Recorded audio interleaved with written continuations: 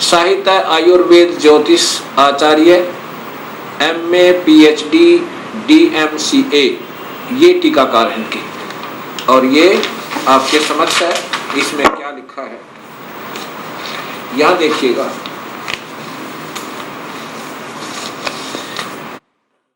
यहां से पढ़िएगा, ये संस्कृत है और ये हिंदी आपको दिखाना चाहूंगा।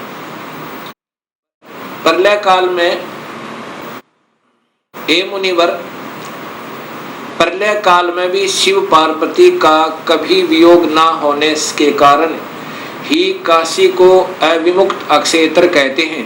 प्राचीन काल में शिवजी ने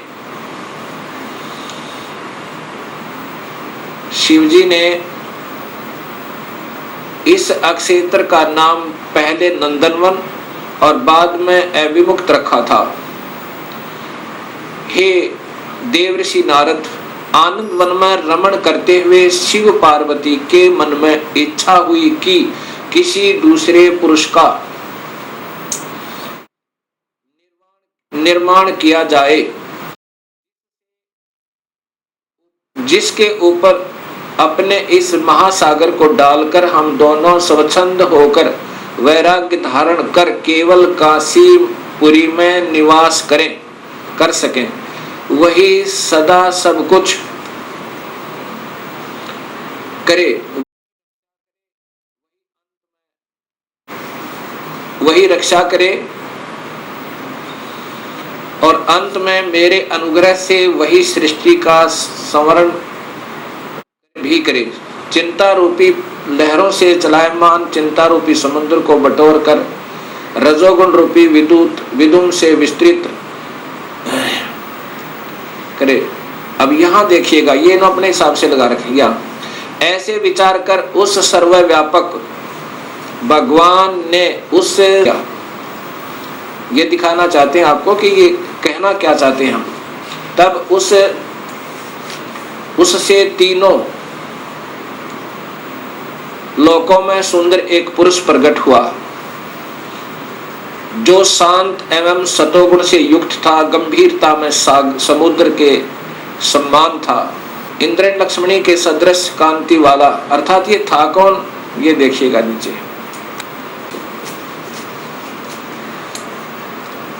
शिवजी ने कहा, उस जो पुत्र उत्पन्न हुआ उसको कहा, सर्वव्यापक होने से तुम्हारा विष्णु यह प्रसिद्ध नाम होगा। ये देखिए ध्यान तक, फिर देखिए, सर्वव्यापक होने से शिव ने कहा, शिवजी ने कहा सर्वव्यापक होने से के कारण तुम्हारा विष्णु यह प्रसिद्ध नाम होगा।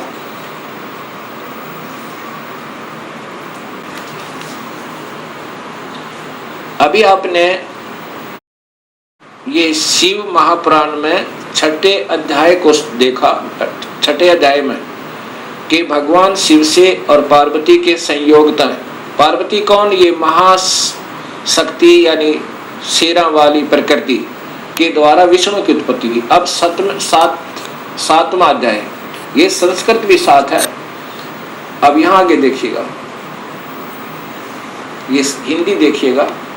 ब्रह्मा जी ने कहा कि विष्णु भगवान के शयन करने के बाद उनकी नाभि से एकाएक बहुत बड़ा कमल पुरुष उत्पन्न हुआ, कमल पुष्प। अब ये ब्रह्मा बता रहा है लेकिन तुक्के लगा रहा, क्योंकि ये स्वयं बेहोश था पहले, इसको आप ही नहीं मालूम वो कौन से विष्णु की नाभि से मिला। ये देखिएगा, उत्पन्न हुआ जिसकी नाल टनकार फल फूल के फूल। अब ज्यादा ना देख लिए देखिएगा, उस सांब शिव परमेश्वर भगवान शिव ने पहले की भांति जैसे विष्णु की उत्पत्ति की थी, दुर्गा और काल के संयोग तय पहले की भांति अपने दाहिने अंग से मुझे उत्पन्न किया। ब्रह्मा कह रहा कि मेरी उत्पत्ति भी उस काल ब्रह्म से, यानी शिव कह रहे हैं, ये शिव हो, महा ब्रह्मा महाविष्णु महाशिव रूप में ये काल ही रहता है, मुझे उत्पन्न किया, ये ब्रह्मा जी ने बताया। कई भक्तात्मा कहते हैं कि जो गीता प्रेस गोरखपुर से प्रकाशित पुस्तकें हैं वही विशेषकर आम भक्त समाज उनको सत्य मानता है, एथेंटिक मानता है। अब आपके सामने यही गीता प्रेस गोरखपुर से प्रकाशित ये पुस्तक दिखाते हैं, शिव महापुराण।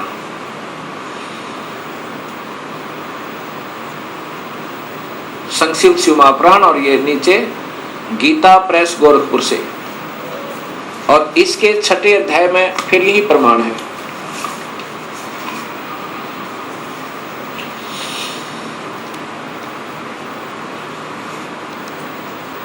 इसी शिव महापुराण का ये छठा अध्याय है। ये शिव महापुराण अध्याय नंबर 6, उसके बीच से सुना रहा हूं, आप इसको खरीद कर देख भी सकते हो। जिस परब्रह्म के विषय में ज्ञान और अज्ञान पूर्ण उक्तियों द्वारा इस प्रकार ऊपर बताया अनुसार विकल्प किए जाते हैं, उसने कुछ काल के बाद सृष्टि का समय आने पर द्वितीय की इच्छा प्रकट की। उसके भीतर एक से अनेक होने का संकल्प उदित हुआ। तब उस निराकार परमात्मा ने अपनी लीला शक्ति से अपने लिए मूर्ति आकार की कल्पना की। वह मूर्ति संपूर्ण ऐश्वर्य गुणों से संपन्न, सर्वज्ञानी, ज्ञानमयी, शुभ स्वरूपा, सर्वव्यापिनी, सर्वरूपा, सर्वदर्शनी, सर्वकारिणी, सबके एकमात्र वंदनीय, सर्वदा सब कुछ देने वाली और संपूर्ण संस्कृतियों का केंद्र थी। उस शुद्ध रूपणी ईश्वरीय मूर्ति की कल्पना करके वह अद्वितीय, अनादि, अनंत, सर्व प्रकाशक, चिंत, सर्वव्यापी और अविनाशी परब्रह्म अंतर्हित हो गया। ये काल की कलाएं हैं सारी, और ये अनजान लेखक जिनको कुछ ज्ञान नहीं, इस काल को ही सब उपमा दे रहे हैं उस पूर्ण ब्रह्म के तुल्य, जो मूर्ति रहित परम ब्रह्म है। अब यहाँ मूर्ति हो गया और फिर मूर्ति रहित भी है। अब ये काल की ही कला है, वो क्या बन गया, शिव रूप में आ गया। उसकी मूर्ति यहाँ देखो, चिंत में आकार भगवान सदाशिव है। ये काल ही निराकार है, और यही फिर महाशिव, महाविष्णु और महाब्रह्मा के रूप में ये सब कलाएं करता है। अर्वाचीन और प्राचीन विद्वान इसी को ईश्वर कहते हैं। जितना जिनको ज्ञान है, इस काल को ही ये ईश्वर कहते। उस समय एकाकी रहकर स्वेच्छानुसार विहार करने वाले उन सदाशिव ने अपने विग्रह से स्वयं ही एक स्वरूप भूता शक्ति की सृष्टि की, अर्थात वह देवी इसी के शरीर से निकली, वो निकाली थी पूर्ण परमात्मा ने, जो इसके पेट में शरण ले ली थी, कि जो उनके अपने श्री अंग से कभी अलग होने वाली नहीं थी। उस पराशक्ति को प्रधान प्रकृति, देखो, प्रधान प्रकृति, गुणवती माया, बुद्धि तत्व की जननी, विकार रहित बताया गया है। वह शक्ति अंबिका कही गई है, और उसी को प्रकृति, ये ध्यान से देखना भक्तात्माओं, यही देवी अध्या माया, ये प्रकृति देवी, प्रकृति सर्वश्री सर्वेश्वरी त्रिदेव जननी, यानी तीनों देवताओं की माँ, ब्रह्मा विष्णु महेश की माता, नित्य और मूल कारण कही, सदाशिव द्वारा प्रकट की गई उस शक्ति की 8 भुजाएं हैं। अब ये शब्द ही स्पष्ट हो गया कि यही प्रकृति देवी ब्रह्मा विष्णु महेश की माता है। और इसी में फिर आगे आता है कि ब्रह्मा और विष्णु की उत्पत्ति शिव से हुई। ये महाशिव काल है। यही शिव यानी काल भगवान अपने महाशिव रूप में रहकर वे अपने सारे अंग में भस्म रमाए रहते हैं। उन काल रूपी ब्रह्म ने, अब देखो, युग काल रूपी ब्रह्म, ये ब्रह्म की ही व्याख्या सारी, इसी को महाशिव, सदाशिव, महाब्रह्मा, महाविष्णु नाम से कहा गया है। इन पुराणों का प्रारंभ यहाँ से होता है, फिर आगे चल के त्रिलोकीय ब्रह्मा विष्णु महेश की उत्पत्ति इसी ब्रह्म से होती है। उन काल रूपी ब्रह्म ने एक ही समय शक्ति के साथ शिवलोक नामक क्षेत्र का निर्माण किया था। उस उत्तम क्षेत्र को काशी कहते हैं, जो ब्रह्मलोक में है। वह परम निर्वाण का या मोक्ष स्थान है जो सबके ऊपर विराजमान है। वे प्रिया प्रियतम रूप शक्ति और शिव जो परमानंद स्वरूप है उस मनोरम क्षेत्र में नित्य निवास करते हैं। ये ब्रह्म काल और या पार्वती यानी महापार्वती प्रकृति काशीपुरी परमानंद रूपणी है। मुने शिव और शिवा ने प्रलय काल में भी कभी उस क्षेत्र को अपने सानिध्य से मुक्त नहीं किया है, इसलिए विद्वान पुरुष उसे अविमुक्त क्षेत्र के नाम से जानते हैं।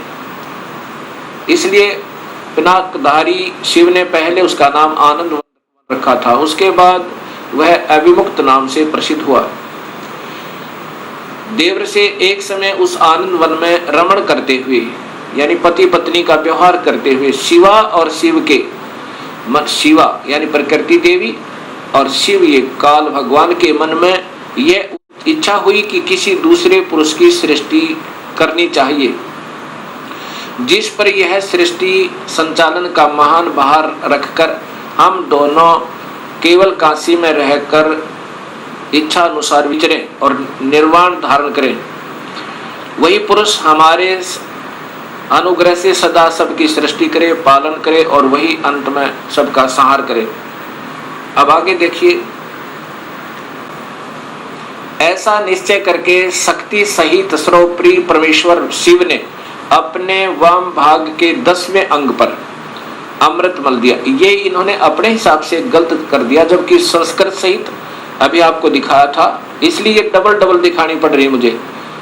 अब यहाँ अर्थात पत्नी पति के रूप में बीज स्थापना किया और फिर उससे एक पुरुष प्रकट हुआ, उसका नाम क्या रखा ये आप देखिए, उसका नाम विष्णु रखा। ये देखो, उसने अपना नाम पूछा तो महेश्वर भगवान शंकर हंसते हुए कहे कि तुम्हारा नाम, ये देखो शिव ने कहा कि वत्स बेटा, आप व्यापक होने के कारण तुम्हारा विष्णु नाम विख्यात होगा। ये काल कहता है विष्णु को बेटा, वत्स माने बेटा, तेरा नाम विष्णु होगा। अब 7वां अध्याय देखो, ये 6ठा अध्याय समाप्त हुआ। अब ये 7वां अध्याय देखिएगा। ब्रह्मा जी कहते हैं कि देवर से उसके बाद मुझे भी काल ने ही ब्रह्म ने ही उत्पन्न किया, ये स्पष्ट है। सदाशिव ने पूर्ववत अर्थात जैसे विष्णु को उत्पन्न किया वैसे यत्न करके मुझे परमेश्वर ने सांब यानी पार्वती प्रकृति देवी और सदाशिव दोनों ने पहले की तरह जैसे विष्णु उत्पन्न किया पति पत्नी के रूप से, मुझे अपने दाहिने अंग से उत्पन्न किया।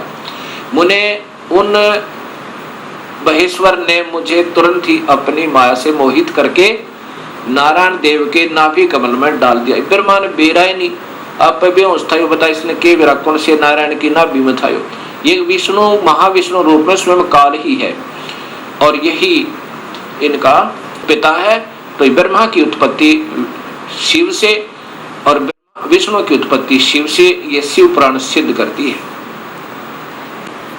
इसी गीता प्रेस गोरखपुर से प्रकाशित शिव महापुराण में आप देखिएगा, तीनों ब्रह्मा विष्णु महेश को गुण युक्त बताया है।